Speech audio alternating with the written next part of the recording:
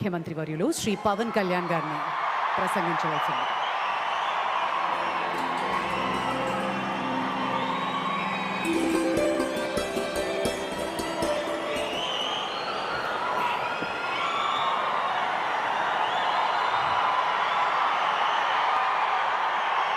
మహోన్నత భారతదేశానికి యుగ పురుషుడిగా వికసిత్ భారత్ మహాసంకల్పానికి దూరదృష్టి గల రూపకర్తగా ధర్మాన్ని, భారతీయ శాశ్వత నాగరికత విలువల్ని పరిరక్షించడంలో ఆచంచల నిబద్ధతను కనపరుస్తూ తన దూరదృష్టి గల నాయకత్వంలో 140 కోట్ల భారతీయుల ఆశయాలకు నూతన స్ఫూర్తినిచ్చి దేశాన్ని అపూర్వ ప్రగతి పథంలో వేగంగా ముందుకు నడిపిస్తూ ఆత్మనిర్భరత స్ఫూర్తిని, జాతి గొప్పతనాన్ని మరింత బలోపేతం చేసి ప్రపంచ వేదికపై భారతదేశాన్ని ఆత్మవిశ్వాసంతో కూడిన గౌరవప్రదమైన స్థానం నిలబెట్టిన మన గౌరవ ప్రధానమంత్రి శ్రీ నరేంద్ర మోదీ గారికి మన రాష్ట్ర ప్రజలందరి తరపున హృదయపూర్వక అభినందనలు తెలియజేస్తున్నాను. వేదికపైన ఆసీనులైన honourable governor of Andhra Pradesh Shri Abdul Nazir గారికి, విజనరీ లీడర్ శ్రీ గౌరవ ముఖ్యమంత్రి శ్రీ నారా చంద్రబాబు నాయుడు గారికి,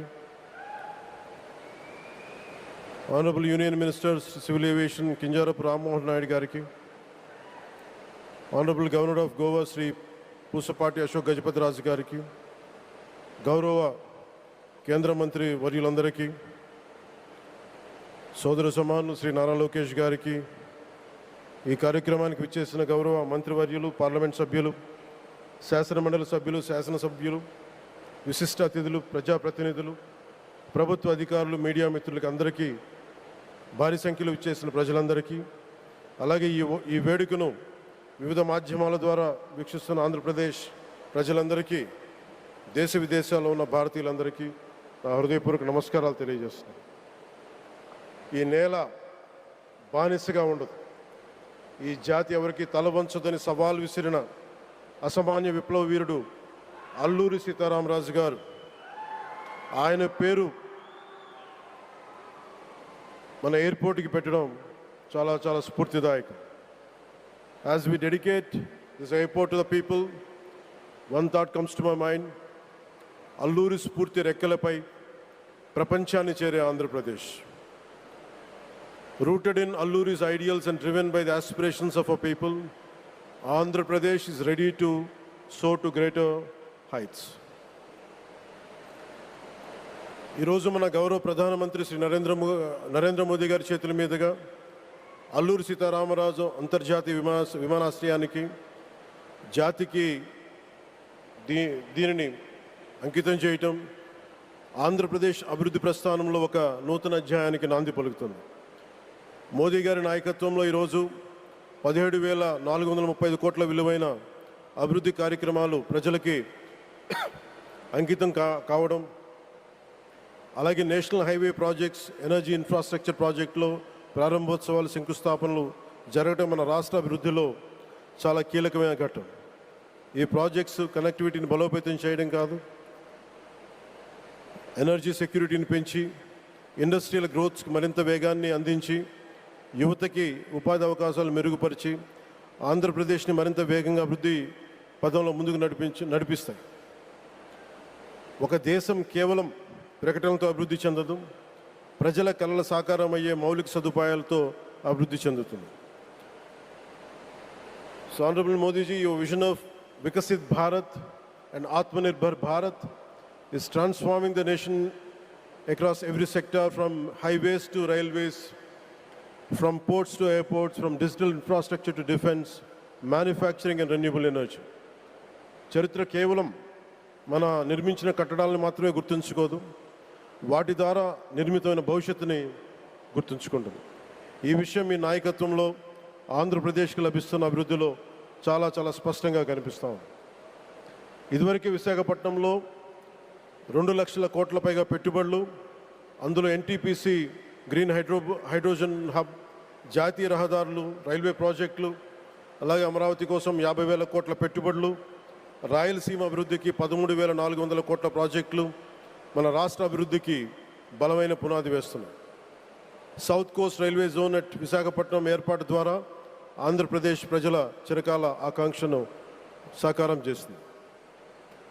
ఈ కార్యక్రమాలు మరిన్ని పెట్టుబడులు ఆకర్షించడంతో పాటు ప్రత్యక్షంగా పరోక్షంగా 20 లక్షల పైగా ఉపాధి అవకాశాలను సృష్టించి స్టేట్ ఇన్ఫ్రాస్ట్రక్చర్ని మరింత బలోపేతం చేస్తూ ఆర్థికాభివృద్ధికి మరింత బలాన్ని అందిస్తున్నాయి.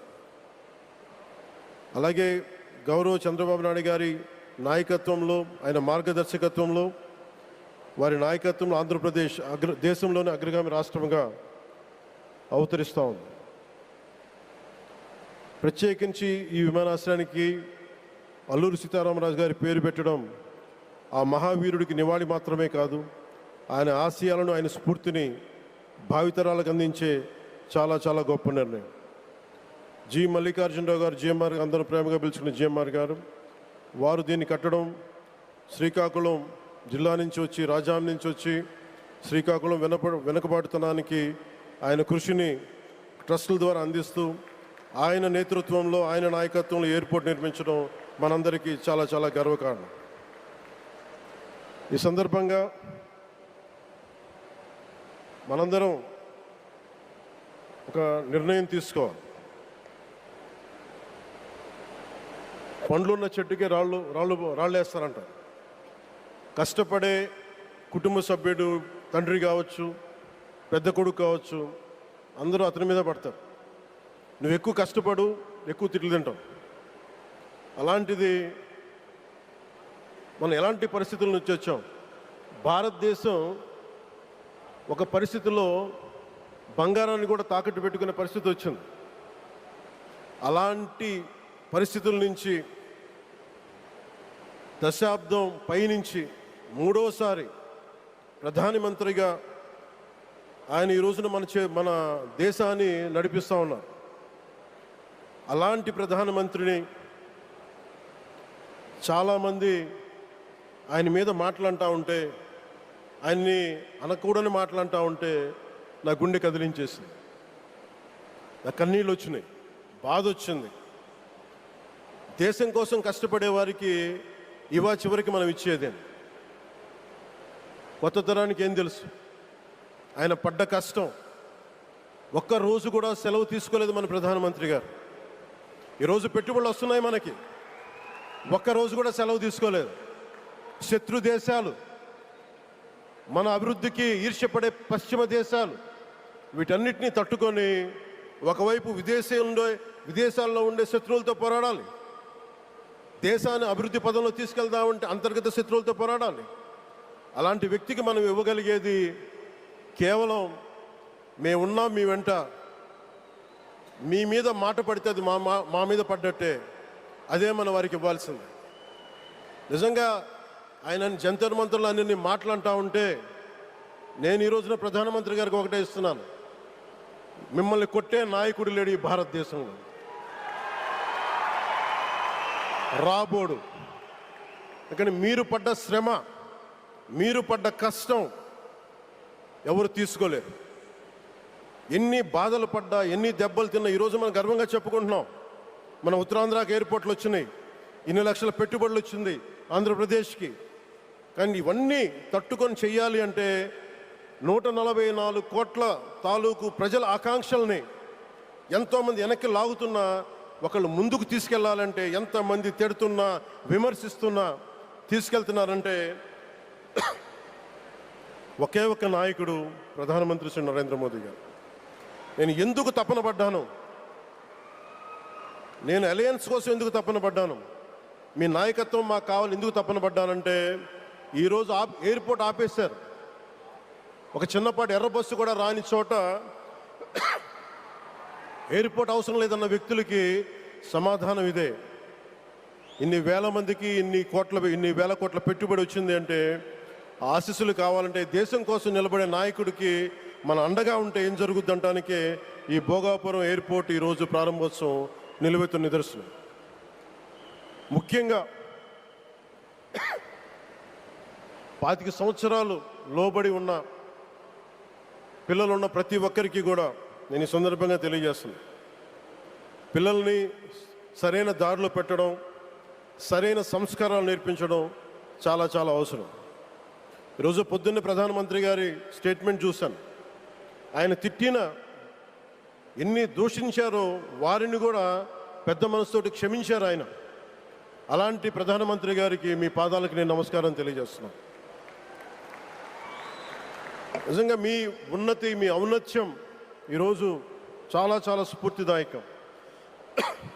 భారతదేశం మీ అందరికీ కూడా, ప్రజలందరికీ కూడా, ఆంధ్రప్రదేశ్ ప్రజలందరికీ కూడా, దేశ ప్రజలందరికీ కూడా ఒక నాయకుడి కష్టాన్ని మనం వెంటనే గుర్తించలేం. ఆయన ఎంత తపన పడుతున్నారు. ఒక కుటుంబాన్ని నడపడం ఎంత కష్టపడుతున్నాం.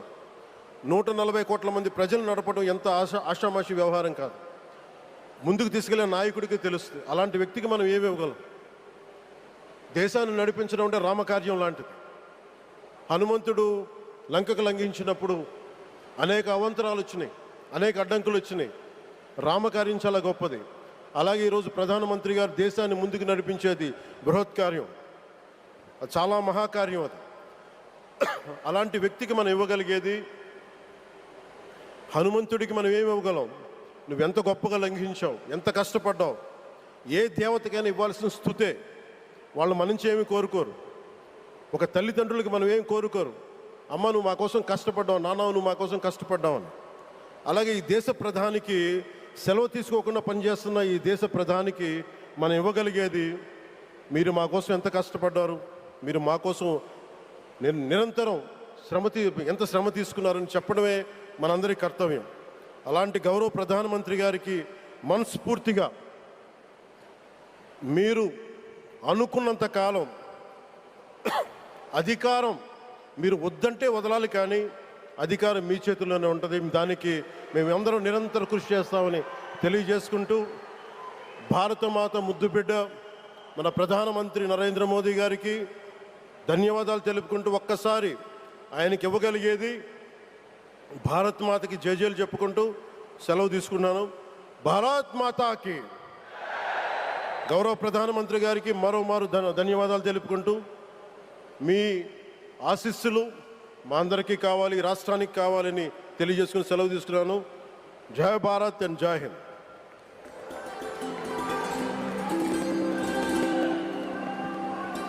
Thank you sir, thank you very much. దూరదృష్టి, మౌలిక వసతుల అభివృద్ధి, పెట్టుబడుల ఆకర్షణ, ఈ 3 అంశాల చుట్టూనే వారి దృక్పథం దృఢంగా సాగుతోంది.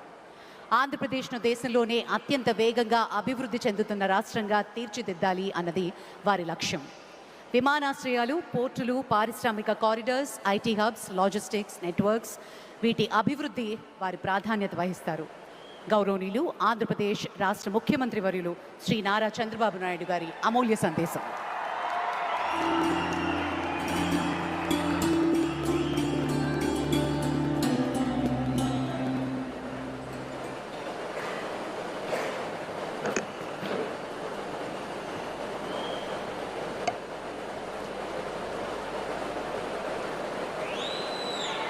భారత్ మాతాకి దేశభక్తి రావాలి మీ అందరిలో. భారత్ మాతాకి, భారత్ మాతాకి, తెలుగు తల్లికి, తెలుగు తల్లికి అందరికీ నమస్కారం. Honourable prime minister Narendra Modi గారు, ఆనరబుల్ గవర్నర్ అబ్దుల్ నజీర్ గారు, ఉప ముఖ్యమంత్రి మిత్రుడు పవన్ కళ్యాణ్ గారు, వేదికపై ఉన్న పెద్దలందరికీ ఈరోజు అల్లూరి సీతారామరాజు ఇంటర్నేషనల్ ఎయిర్పోర్ట్ సందర్భంగా ఉత్తరాంధ్ర ప్రజలందరికీ ముందుగా శుభాకాంక్షలు. ఉత్తరాంధ్రలో కొత్త చరిత్రకు నాంది పలికేలా ఎయిర్పోర్ట్ నిర్మాణానికి సహకరించిన రైతులందరికీ ముందుగా పాదాభివందనం చేస్తున్నాను. మీరు కేవలం భూములు మాత్రమే ఇవ్వలేదు, ఉత్తరాంధ్రకు బంగారు భవిష్యత్తు ఇచ్చారు. నేడు ఉత్తరాంధ్రకి ఇంటర్నేషనల్ ఎయిర్పోర్ట్ వచ్చింది. ఉత్తరాంధ్రకి అంతర్జాతీయ ఐటీ దిగ్గజం గూగుల్ వచ్చింది. ఉత్తరాంధ్రకి ప్రపంచ స్థాయి స్టీల్ కంపెనీ ఆర్సీఆర్ మిత్తల్ వచ్చింది. ఇంకా ఎన్నెన్నో. ఇవన్నీ ఎలా వచ్చాయి? ఒక్కసారి మీరు ఆలోచించుకోవాల్సిన అవసరం ఉంది. 2 ఏళ్ల క్రితం విధ్వంసమైన రాష్ట్రం. ఆ రోజు నేను, పవన్ కళ్యాణ్ గారు, నరేంద్ర మోడీ గారి నాయకత్వంలో మీ అందరికీ ఒక హామీ ఇచ్చాం. రాష్ట్రాన్ని పునర్నిర్మాణం చేస్తామన్నాం, నిలబెట్టుకున్నాం. మోడీ గారి చేతుల మీదుగా ప్రారంభించుకున్న ఎయిర్పోర్టు ఉత్తరాంధ్రకు ఒక మణిహారం. నేను అందుకే పదే పదే చెప్తున్నాను, ఉత్తరాంధ్ర కళలకు రెక్కలొచ్చాయి. ఎర్ర బస్సు రాదన్నారు, ఎయిర్ బస్సు వచ్చింది. అవహేళన చేసిన వాళ్ళు అడ్రస్ లేకుండా పోయే పరిస్థితికి వచ్చారు. ఆ రోజు ఎన్నో ఈ ప్రాంత ఆశలని, ఆకాంక్షల్ని తక్కువ చేశారు, అడ్డుపడ్డారు. అన్ని అధిగమించాం. అద్భుతమైన ఎయిర్పోర్ట్ ఈరోజు నిర్మాణం అయిందంటే ఇది ఉత్తరాంధ్రకి గర్వ కారణమని మరొకసారి విజ్ఞప్తి చేస్తున్నాను. కొత్త ఎయిర్పోర్టు మన్యం వీరుడు అల్లూరి సీతారామరాజు పేరు పెట్టుకున్నాం. పేరు తలుచుకుంటేనే గుండె ఉప్పొంగుతుంది. గిరిజనులతో కలిసి ఆయన చేసిన స్వాతంత్ర పోరాటం దేశం ఎప్పటికీ మరిచిపోదు. ఉత్తరాంధ్ర శక్తికి నిదర్శనం ఈ ఎయిర్పోర్టు. ఎందుకంటే ఈ ఎయిర్పోర్ట్ నిర్మించింది ఎవరో కాదు, ఉత్తరాంధ్ర వాసి జిఎంఆర్, ఈ ప్రాంత వాసి. ఇంకొక పక్క దీనికి తొలి అడుగు వేసిన అశోక్ గజపతి రాజు ఇక్కడి వారే. ఏవియేషన్ మంత్రిగా నిర్మాణం పూర్తి చేసే బాధ్యత తీసుకున్న రామ్మోహన్ నాయుడుది కూడా ఉత్తరాంధ్రనే. ఇది ఉత్తరాంధ్ర సత్తా అని మరొక్కసారి మీ అందరికీ విజ్ఞప్తి చేస్తున్నాను. ఈరోజు ఉత్తరాంధ్ర దశ దిశ మార్చి కీలక ప్రాజెక్టు ప్రారంభానికి వచ్చిన మోడీ గారికి మనస్ఫూర్తిగా ధన్యవాదాలు. ఈరోజు మనందరం గుర్తుపెట్టుకోవాలి, వెంటిలేటర్ పైనున్న ఆంధ్రప్రదేశ్కి ఆక్సిజన్ ఇచ్చి ఈరోజు నిలబెట్టిన వ్యక్తి నరేంద్ర మోడీ గారు. నేను మిమ్మల్ని అడుగుతున్నా, ఆంధ్రుల సెంటిమెంట్ విశాఖ ఉక్కు నిలబెట్టింది ఎవరని గట్టిగా మీరు చెప్పాల్సిన బాధ్యత మీ పైన ఉంది. ఎవరు? విశాఖ రైల్వే జోన్ మంజూరు చేసి విభజన హామీని నెరవేర్చింది ఎవరు? పోలవరానికి సాయం చేసి గాడిన పెట్టింది ఎవరు? రాజధానికి నిధులిచ్చి పనులు పునఃప్రారంభించిన వ్యక్తి ఎవరు?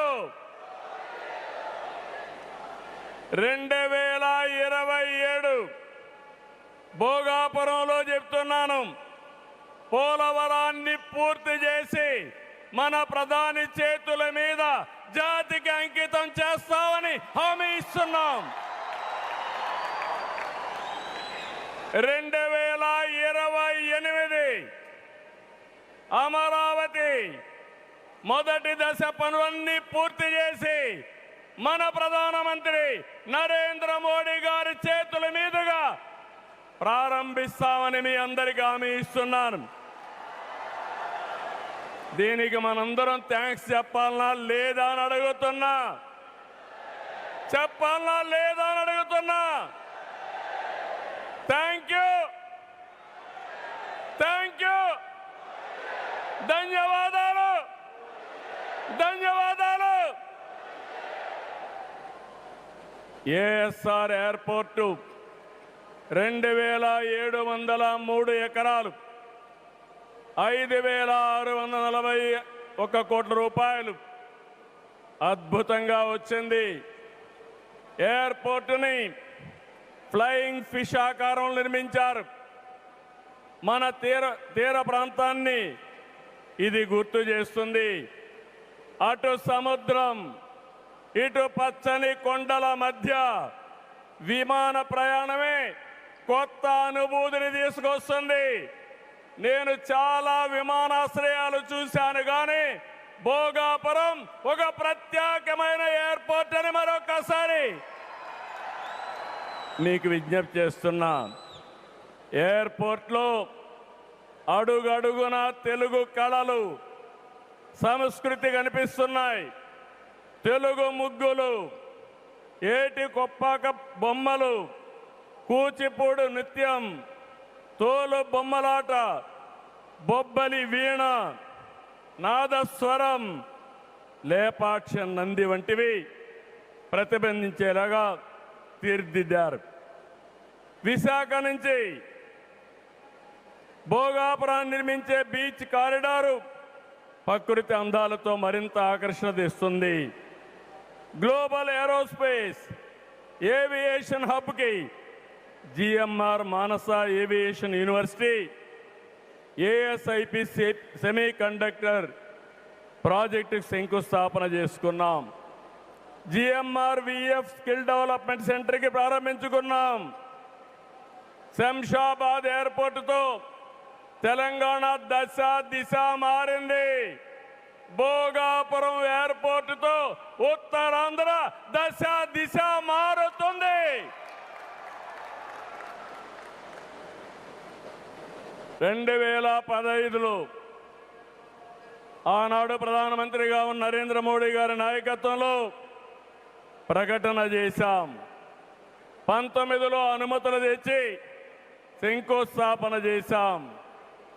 భోగాపురానికి నాడు కొబ్బరికాయ కొట్టింది మనమే, నేడు గుమ్మడికాయ కట్టింది మనమే. గుర్తుపెట్టుకోమని కోరుతున్నాను. ఈ 2 ఏళ్లలో ప్రధానమంత్రి గారి సహకారంతో ఉత్తరాంధ్రలో 189 ప్రాజెక్టులకు సంబంధించి 6,13,00,000 పెట్టుబడులు. ఇవి పూర్తయితే 5,57,000 మందికి ఉద్యోగాలు వస్తాయని మీ అందరికీ విజ్ఞప్తి చేస్తున్నా. ఉత్తరాంధ్రలో వచ్చే 3 ఏళ్లలో 2,784 కోట్లతో 8 ప్రధాన సాగునీటి ప్రాజెక్టులు పూర్తి చేస్తాం.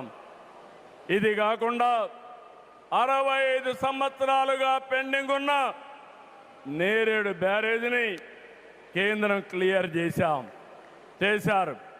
దశాబ్దాల కలని నిజం చేస్తాం. ఈ నెల 14వ తేదీన గోదావరి నీటిని ఉత్తరాంధ్రకి, ముఖ్యంగా అనకాపల్లికి తీసుకొచ్చే బాధ్యత ఎన్డీఏ ప్రభుత్వం తీసుకుంటాం. గోదావరి పోల వంశధారిని అనుసంధానం చేసే బాధ్యత తీసుకుంటాం. ఉత్తరాంధ్రలో టూరిజం, ఫార్మా, నేషనల్ హైవేలు, పోర్ట్లు, ఎయిర్పోర్ట్లు, railway connectivity, rare earth minerals, ప్రసిద్ధ పుణ్యక్షేత్రాలు, అరకు, పాడేరు, సుందర ప్రాంతాలు లేనిదంటూ లేదు. వీటితో ఉత్తరాంధ్ర నుంచి వలసలు పోరు. వేరే ప్రాంతాల్లో శ్రీకాకుళం కాలనీలు ఉండవు. వేరే ప్రాంతం నుంచి ఉత్తరాంధ్రకు వలసలు వచ్చే రోజు తొందరలోనే ఉందని మరొకసారి విజ్ఞప్తి చేస్తున్నాను. మిమ్మల్ని కోరేది ఒకటే, ప్రతి వ్యక్తికి అవసరమైన అవకాశాలు కల్పిస్తున్నాం. వాటిని అందిపుచ్చుకోండి. మీ జీవితాలకి మార్చుకుంటూనే సమాజం కోసం, ఈ ప్రాంతం కోసం పనిచేయాల్సిందిగా మిమ్మల్ని అందరినీ కోరుతున్నా. ఈ సందర్భంలో నేను ఒక్క విషయం మీ అందరికి గుర్తు చేయాలి. ఇప్పుడే పవన్ కళ్యాణ్ గారు కూడా ఆవేదన గుర్తు చేశారు. We are in inspiring time. PM Saab, Modi Saab, I am telling you with my heart. We are in inspiring time. The world has moved from IT to AI. The right knowledge is available. The right technology is maturing. But we need leaders to deliver. Democratic countries everywhere are facing crisis, searching for new leaders. We are fortunate, India is fortunate. There is a tested leadership. 25 years, Narendra Modi ji as Chief Minister and Prime Minister of India has done extraordinary work. నేను చెప్పింది వాస్తవం అయితే మోడీ గట్టిగా చెప్పాలి. Modi, Modiji.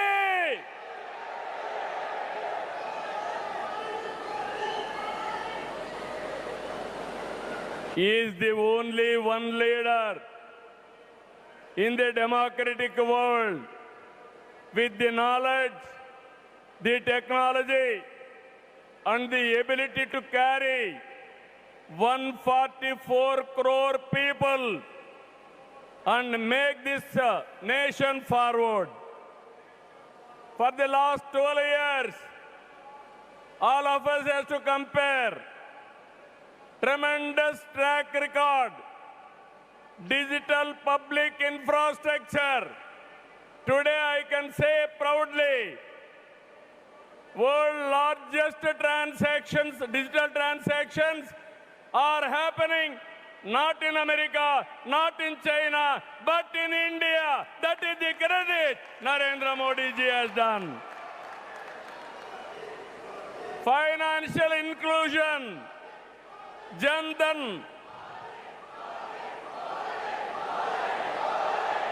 Yes, Modi. Louder. Second, financial inclusion. Ordinary man, JAM. It is a historical moment. Without corruption, any benefit is going to the last mile, that is DBT. Nowhere in the world, in India it has been established. Infrastructure, you have seen Bhogapuram, like this so many airports. National highways, I can say proudly, nowhere in the world our national highways can beat. Railways, yesterday high-speed trains are coming. And also, green hydrogen train has come in India. First time, that is what Narendra Modi ji. Ports, metros, green energy. Nobody dreamt 500 gigawatts of green energy. Surya Ghar. And also, he promoted green energy like anything. GST is a breakthrough reform. Welfare, every poor person house, Ayushman Bharat, LPG, JJM, through JJM, every home he wanted to give tap water. GDP, wealth creation from 11th place. He brought it to 4th place. That is the pride. National defense and also security. There is no Naxalism, no terrorism. Under his leadership, we are all safe. Foreign policy, one of the best foreign policy. Every country is shocked to hear that. Space, science, technology. If we talk anything, I have seen in my past 5 decades career, 1978 I became first time MLA. 1980 I became minister. First time I have seen a leader with clear clarity. Always he works with a single agenda, nation first. I am asking one thing, how many leaders with dedication they have worked? In my experience, only one leader, that is Narendra Modi, has done extremely good work.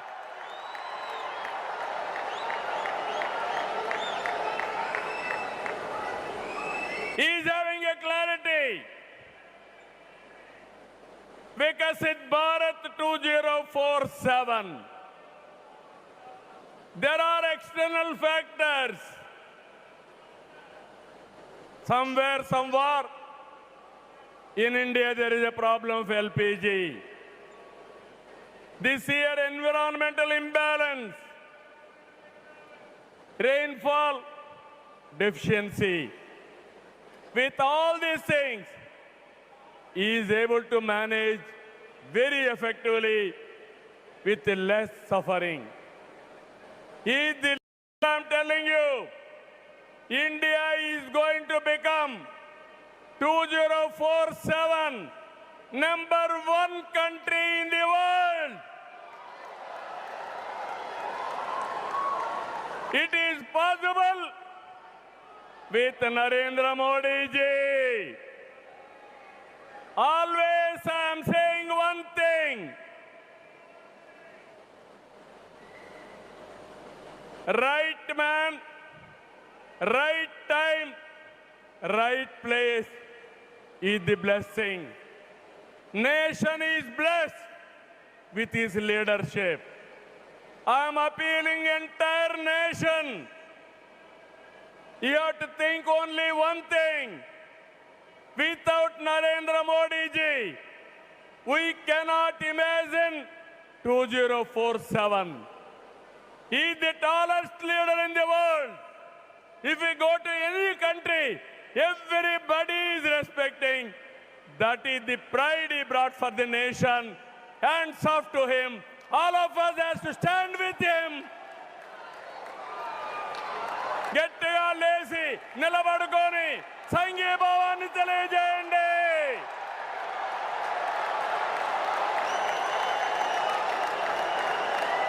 గట్టిగా.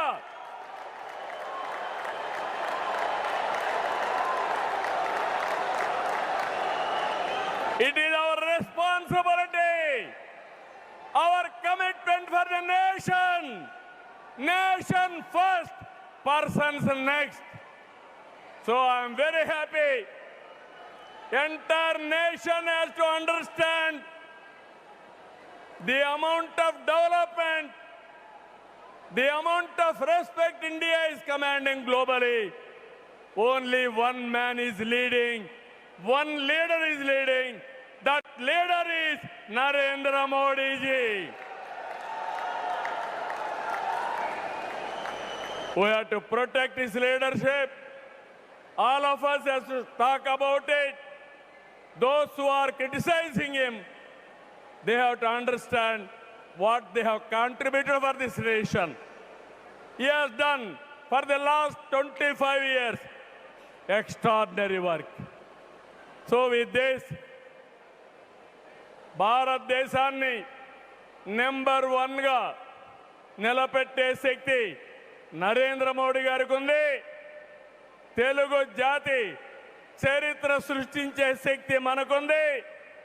అల్లూరి సీతారామరాజు స్ఫూర్తితో ఐక్యంగా అడుగేద్దాం. అటు కేంద్రం ఇటు రాష్ట్రం కలిసి ముందుకెళ్దాం. తెలుగు జాతిని నెంబర్ 1గా చేసుకోవాలని మరొక్కసారి మీ అందరికీ విజ్ఞప్తి చేస్తూ, ఉత్తరాంధ్ర మళ్ళీ చెప్తున్నా, ఇంక మీరు పేద అరుపులు అరవడానికి లేదు.